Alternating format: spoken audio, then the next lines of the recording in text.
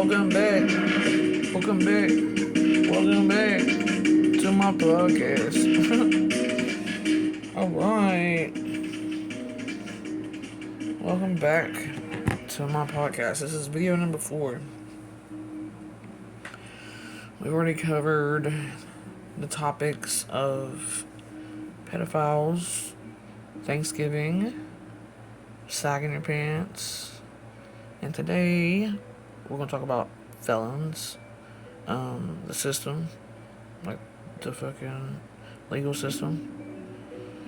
I have a whole lot to say, but when you're just alone, you're talking by yourself, and not another person's opinion, just jumping in and shit, you kind of like ended up having a fucking 8-minute video like I've been doing.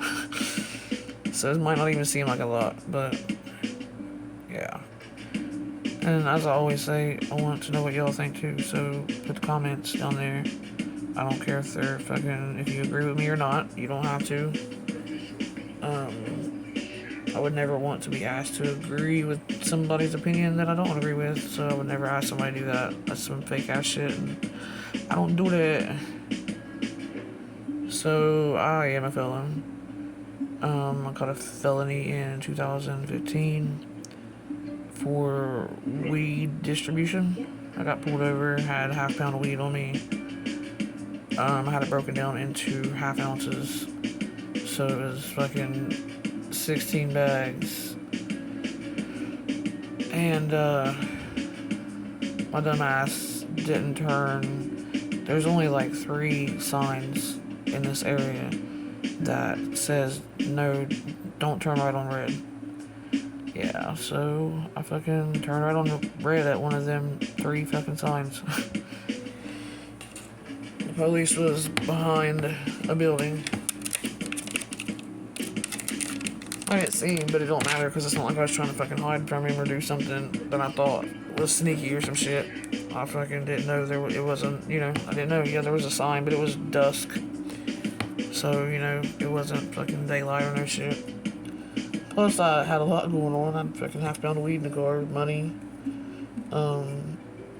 Normally I would have a pistol in the car, but lucky for me, I didn't have one that day on me. But, yeah, I caught a felony then for weed distribution. Obviously, it wasn't a lot. I mean, to some of y'all, half pound might be a lot, but I'm just saying, technically, it's not fucking a detrimental amount of marijuana. And ever since that, I'm gonna name real quick all the places that I've had interviews, filled out an application, called to see if they checked my application. Yeah, we did. Come in for the interview. If I even got that far. Some of them was here where I'm at in Ohio. Some of them was in Georgia, because I moved to Georgia because I couldn't fucking seem to do anything right here. So, fucking nursing homes. I have a lot of nursing home experience, like 10 years. And as bad as all nursing homes need CNAs, STNAs, I couldn't get hired anywhere at all. They would call me in for interviews and fucking didn't see my red flag. Sometimes like Waffle House, gas stations, goddamn pet shops, fucking grocery stores. And my last, fuck, man. I can't even, places that people told me that hire felons. And I couldn't even get on there. Or they would be like, no, we don't hire felons. I don't know why they said that. Or I don't know why it's on that paper or on that list. Because that nice list that everybody wants to print off for you when you're looking for a fucking job and you can't get one because you're a felon. Everybody gives you that motherfucking list, about 5, 6, 7 pages long, probably even fucking longer. And thinks you're going to miraculously get a damn job off of that because, yeah. Well, guess what? I've never gotten a job off of that list ever in life. Not as a felon, definitely not. I'm like, my opinion, obviously, is like, goddamn, it'd be different if I had fucking half pound of meth or fucking trafficking a human or goddamn fucking a lot of other shit, But nope, I had some fucking weed. I I didn't have a lot of cash on me. I had like fucking 600, 800 bucks, some shit like that. And obviously my dumb ass back then thought it was okay to smoke in the fucking car. Well, I got all that in the car. And I did. I smoked the loudest fucking weed in the car. Crossed state lines, came back, all that nice shit. Dumbass shit, just ignorant shit. But you learn, you live and you learn. So basically, like, you know, you always hear motherfuckers say, I mean, I've heard this a lot just because of the life that I've lived. You always hear people say, don't let your past, fucking, you know, make your future. Like, how are you supposed to not let your past reflect on your future when you can't even move forward because of your past? How does that make any kind of sense? So, that's the system holding you down. Because you can, I mean, like, there's no way around it. I don't know. I mean, I'm not saying that a felon can't get a fucking job. I have a job. I have a job now. I had a job before I had this job. I ended up finding fucking jobs or ended up, like, I was starting a cleaning business, shit like that. I'm gonna get money, but the fact is, when you have a person that's already fucking got a felony for fucking distribution of a drug, or whatever the fuck, I don't like to call weed a drug, but whatever, let's just say, since we're talking system terms, already had a fucking felony for a drug. So, what do you think I'm gonna do when I already fucking go to 10 interviews and I get no from all of them because a red flag popped up, or they just act like they don't know why they can't hire me because they're too pussy to tell me that it's because I'm a goddamn felon, and they'll interview me for 2 fucking hours, waste my time, waste my fucking niceness, my energy, you feel me? Like, all that shit, instead of just being like, no, we can't hire felons, or whatever the fucking truth is, you know? So what do you think a person that had a felony for selling drugs is gonna do when they done tried 10 times to do the right fucking thing in a row and keep getting belittled and fucking rejected? Yeah. Guess what? Back to the fucking streets. It's a setup. It's a fucking setup. As fuck. I mean, I don't know how else to say it. It's definitely a setup.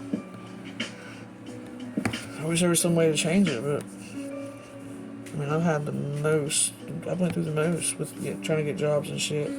Trying to do anything. I can't pass a fucking background check because of half a pound of fucking weed. It's dumb as hell.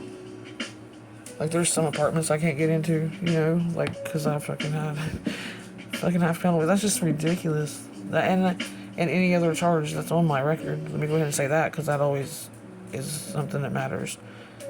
I ain't gonna say my record was clean, because definitely not, but that's the most weed I had ever been caught with. And all the other tickets were fucking DUIs over weed, because it's called an OVI. You're just fucking under the impression of something, or whatever the fuck, I forgot. Impaired, whatever. So you don't have to be drunk to get a DUI or OVI. So I have like 6 fucking OVIs from motherfucking weed, because they see that I had been caught with, before I got that felony, I had been caught with like little eighths, like fucking little 3.5 grams of shit a couple times. So they seen that shit on my record, and then they'd be like, oh, like, it smells like weed in here. Have you been smoking marijuana?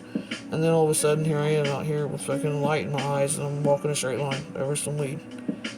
Like, I've been smoking weed since I was 13, and I'm 38, so obviously I can handle my fucking marijuana. And obviously I'm saying that to say I passed fucking the test, but I still look like a whole alcoholic because of that, because of DUIs from marijuana. So that also keeps me from getting a driving job. I can't even get a driving job. So I just want to know, my question is on this: how are we supposed to better ourselves after being in the system, after fucking up, after trying to survive the way that we knew how to? How we bounce back from that? if nobody lets us forget it, because we can't move forward, because it's on our record. You're always gonna see it. Like, I just want to know how. I mean, I'm fucking surviving right now, but this shit ain't been easy, and all that fucking rejection from trying to do the right thing sucks. So I just want some opinions. I feel very passionately about this shit.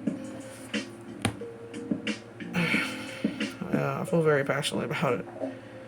I could say a lot more, but the video is already fucking 10.5 minutes long. So I'm going to go ahead and cut it off.